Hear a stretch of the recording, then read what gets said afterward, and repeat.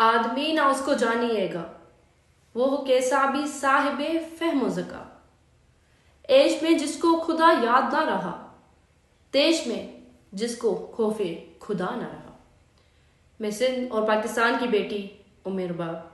बलूचिस्तान में होने वाले वाक़े पे लोग मेरा मौक़िफ़ जानना चाहते हैं और मैंने बेहतर समझा है कि इस वीडियो पैगाम के ज़रिए मैं अपना मौक़िफ़ आप लोगों तक पहुंचाऊं और इस बेहिस हुकूमत रियासत तक अपना पैगाम पहुंचाऊं कि ये निज़ाम अपना चेहरा देख ले कि बेटियों के साथ किस तरह रवैया रखा जाता है।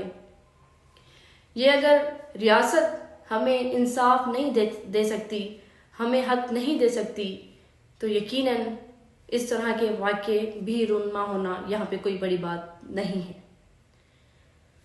यहाँ पे इंसानी जान की बदकिस्मती से कोई कीमत नहीं। इस तरह के वाक़े होना मैं समझती हूँ कि इसका जिम्मेदार भी सरदाराना निज़ाम ही है। औरतों की जितनी भी हक तलाफी हो रही है, जितने भी ज्यादतियाँ हो रही हैं, आप देखें कि सरदारी निज़ाम की वजह से ही हो रही है। कहीं ना कहीं इसके जिम्मेदार सरदार वडेरे ही।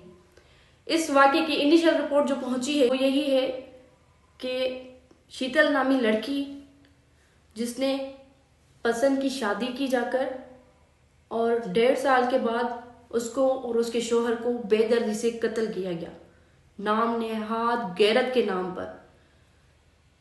इस वाक़े में झिरगा हुआ था, किसी सरदार किसी वडेरे ने ये झिरगा किया, फैसला किया कि उन दोनों इंसानों को कत्ल किया जाए।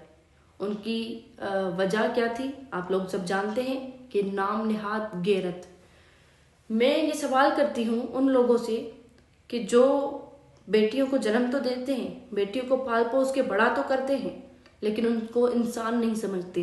ये किस तरह की गैरत है कि एक बेटी अगर अपनी ख्वाहिश जाहिर करती है, अपनी रजामंदी जाहिर करती है, तो भाइयों की बड़ों की गैरत जाग जाती है।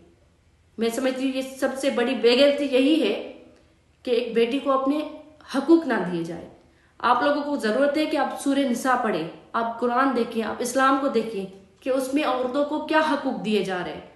ये वाक़या यकीनन यही हमें चीज़ बता रहा है कि यहाँ पर इस्लाम, आइन, कानून को कुछ भी नहीं माना जा रहा और यहाँ के रिवाज रस्म जो है वो सबसे बालातर है।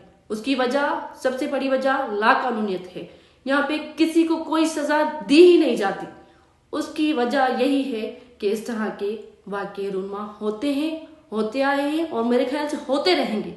जब तक रियासत इस पे कोई कड़ा कदम नहीं उठाएगी, तब तक मैं समझती हूँ इस तरह के वाक़यात होते ही रहेंगे।